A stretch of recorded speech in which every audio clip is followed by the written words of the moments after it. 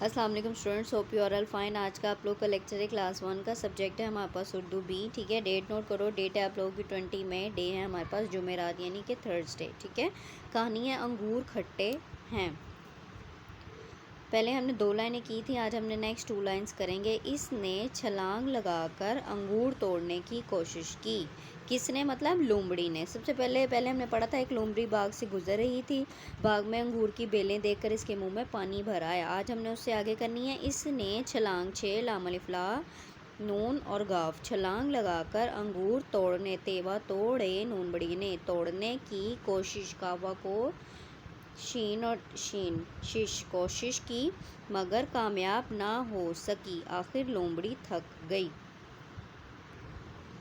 मगर कामयाब ना हो सकी, काफ अलिफ का मीम ये अलिफ या बेसाकिन, कामयाब ना हो सकी, आखिर लोमड़ी थक गई। ठीक है, नेक्स्ट 2 लाइन्स हैं, आपने अपनी कॉपीज़ पे इन्हें लिखना भी है और याद भी करना है। Thank you.